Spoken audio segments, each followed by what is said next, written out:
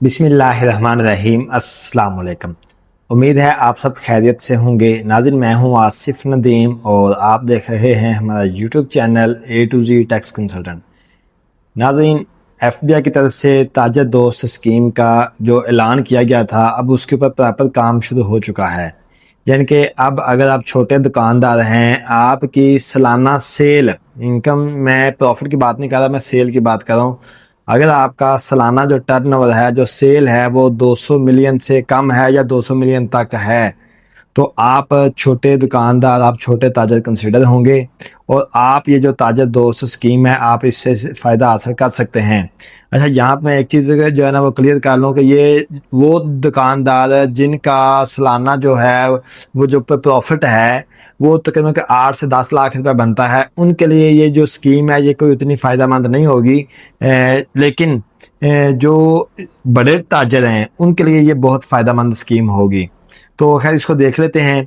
इसका एक तो यह है कि इसका जो एफबीआर ने यहाँ पे एक जो लोग नए रजिस्टर्ड होना चाह रहे हैं, जो नए दुकानदार हैं, जिन्होंने अभी पहली दफ़ा अभी फाइलर होना है या जिन्होंने पहली दफ़ा इस स्कीम से फ़ायदा उठाना है या जो इस स्कीम में रजिस्टर्ड होना चाह रहे हैं और उनका पहले कोई एनटीएन वगैरह नहीं बना, तो उन लोगों के लिए यहाँ पर आसान जो फॉर्म भी दिया गया है, यहाँ पे आप इस फॉर्म को, डाटा फाइलिंग फॉर्म को फिलअप करें, आईडी कार्ड दें, यहाँ पे अपने मालूमात प्रोवाइड करें, मोबाइल नंबर, ईमेल दें और सेम वही वाला प्रोसेस जैसे एनटीएन बनाते हैं, तो ये आपका यहाँ पे रजिस्ट्रेशन हो जाएगी।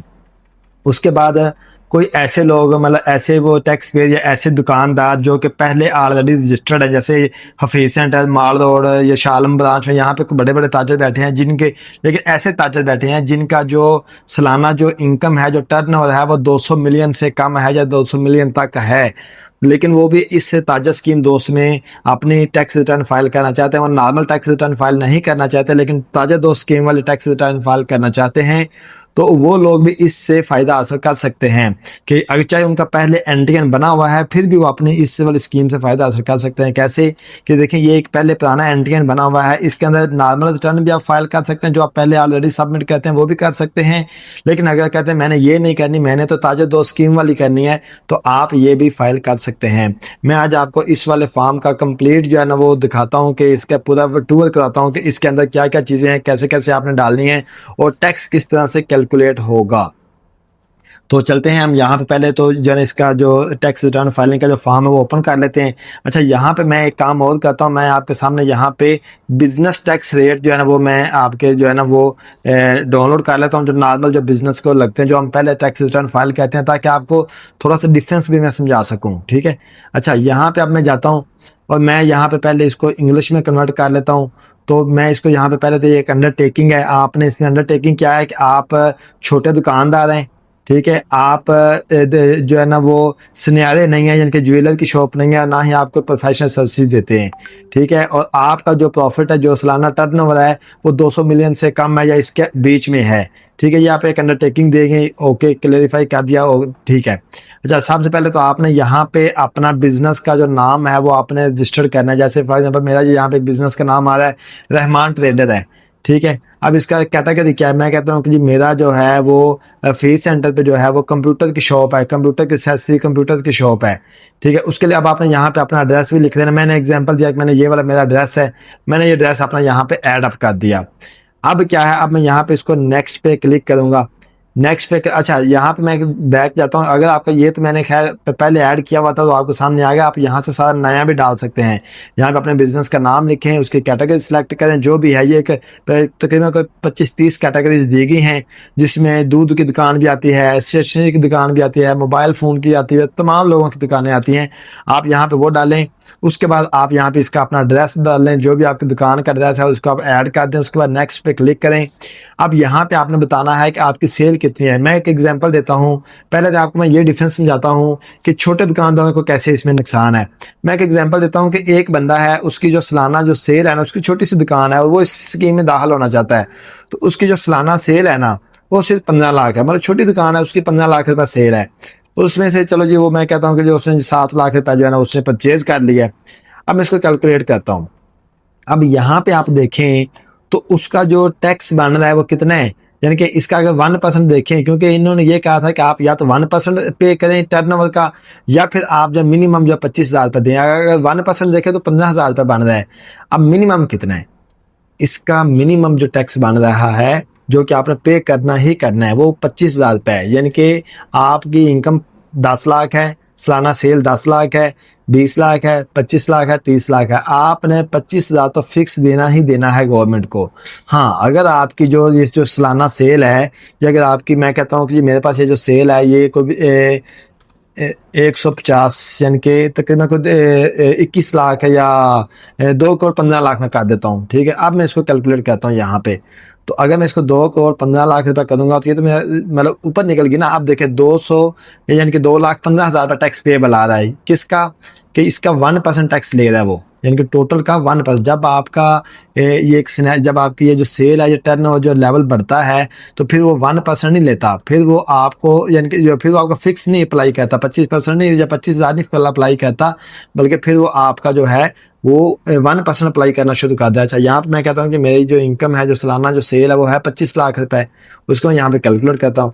अच्छा, 25 लाख पे 1% भी 25,000 कैलकुलेट हो रहा है, और मिनिमम भी 25,000 है, तो ये आपने पे करना है। और अगर मैं यहाँ पे 30 लाख रुपए करता हूँ अपनी सेल सालाना, और मैं इसको यहाँ पे जो है ना वो कैलकुलेट करता हूँ, तो आप देखें इसका जो क्या है, अब उसने मेरा फिक्स रेट को ख़त्म कर दिया है।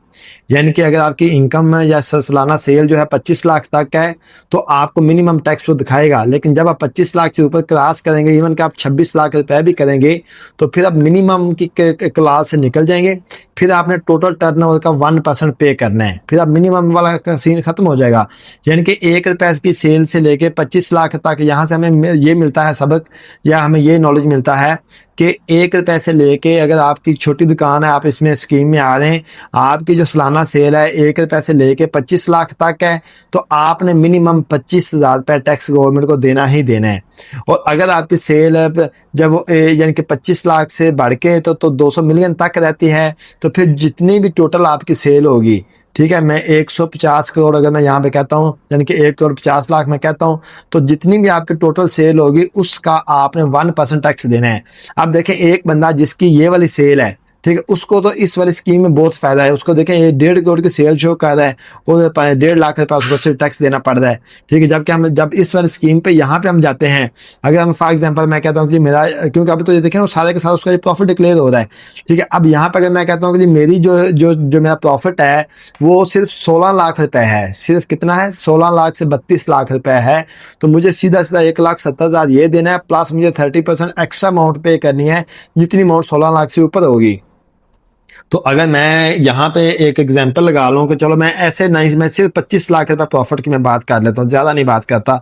मैं कहता हूँ मेरा 25 लाख रुपए प्रॉफिट है पुरानी जो टैक्स रिटर्न के हवाले से अगर मैं बात करूँ तो 25 लाख के ऊपर मुझे 1,70,000 तो सीधा सीधा पड़ गया। उसके बाद मेरा बनता है जो 9 लाख रुपये बनता है, 16 लाख से ऊपर जो 32 के दरमियान जो स्लैब है, इसमें मेरा 9 लाख रुपये बनता है। तो 9 लाख का जब मैं 30% लूँगा तो 2,70,000 ये प्लस 1,70,000, तो उस सूरत में जब आप पुरानी रिटर्न के मुताबिक जाएंगे तो आपको 4,40,000 रुपये टैक्स देना पड़ रहा है।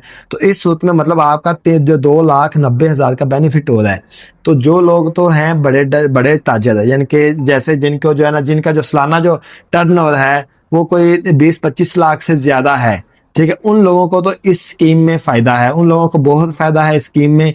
वो लोग अपनी इस स्कीम में आके अपनी जो टैक्स रिटर्न फाइल करें। अगर उनका जो सालाना जो टर्नओवर है वो 25 लाख से ज़्यादा है और 200 मिलियन से कम है, तो वो इस स्कीम से फ़ायदा उठाएं, क्योंकि इसमें उनको कम टैक्स देना पड़ेगा। लेकिन अगर कोई ऐसा दुकानदार है जिसकी सिर्फ बेचारे की कोई 10-15 लाख रुपये सेल है, ये पूरे साल के 20 लाख रुपये सेल है, उसमें उसके खर्चे भी निकलने हैं, तो उस बंदे के लिए मेरे ख्याल से कि जो है ना वो अगर जिसका मतलब प्रॉफिट के ऊपर 5-6 लाख 7 लाख तक 8 लाख तक प्रॉफिट है, वो बंदा जो है नॉर्मल टैक्स रिटर्न फाइल की तरफ जाएगा, उसको उधर फायदा देगा। लेकिन हाँ, एक और चीज़ है, अगर आपकी 20-25 लाख रुपए सेल है और आप चाहते हैं कि आप अपना जो प्रॉफिट को मैक्सिमम जो है ना वो शो कर लें, तो उसके लिए फिर हाँ, उसके लिए भी ये ऑप्शन है कि आप इस स्कीम से जाएं। इस स्कीम में आपको सिर्फ 1% टर्नओवर का टैक्स देना पड़ेगा, और या फिर मिनिमम जो 25,000 रुपये देना पड़ेगा, वो भी आपको फायदा है। तो ये है इस स्कीम का मकसद, और इस स्कीम का जो है ना जो भी इसके बाद ये है, अगर आपने पहले कोई ऑलरेडी को टैक्स पे कर दिया वो आपका एडजस्ट भी हो जाएगा। फॉर एग्जाम्पल मैं यहाँ पे जाता हूँ, मैं यहाँ पे कहता हूँ कि जी मैंने जब अपने ये कुछ चीज़ें परचेज की थी या कुछ सेल किए हैं, उस वक्त मैंने को जो है ना इसके ऊपर टैक्स भी दिया है, जो है ना वो 1% कहता हूँ या 2.5% कहता हूँ, कोई भी कह देता हूँ, मैंने ये टैक्स भी पे किया हुआ है। ठीक है, अब इसके ऊपर कितना टैक्स दिया, मैं यहाँ पे ऐड पे क्लिक करूँगा, मैं कहता हूँ कि जी मैंने 5 लाख की जो है ना वो की थी, और उसके ऊपर जो है ना वो मैंने जो टैक्स दिया है वो मैंने 2.5% है, तो ये मेरा तकरीबन बनेगा आपका कोई 12,500 रुपये ऑलमोस्ट बनेगा। ठीक है, मैं कहता हूँ कि मैंने ये वाला टैक्स भी दिया हुआ है। तो ये जो टैक्स है ये आप टोटल लायबिलिटी देखें, 1,50,000 थी, उसमें से 12,500 रुपये आपने दिया हुआ है, बाकी 37,500 आपने पे करने हैं। तो जो आपने ऑलरेडी टैक्स पे किए हुए हैं वो आपके टैक्स यहाँ पे एडजस्टेबल भी हैं। यहाँ पे एक लिस्ट देख लेते हैं, आपको मैं बताता हूँ कौन कौन से टैक्स आप एडजस्ट कर सकते हैं। यहाँ पे देखें आपका जो आपने ये सिर्फ बिजनेस के रिलेटेड जो आपका टैक्स है सिर्फ वो आपके यहाँ पे हो सकते हैं।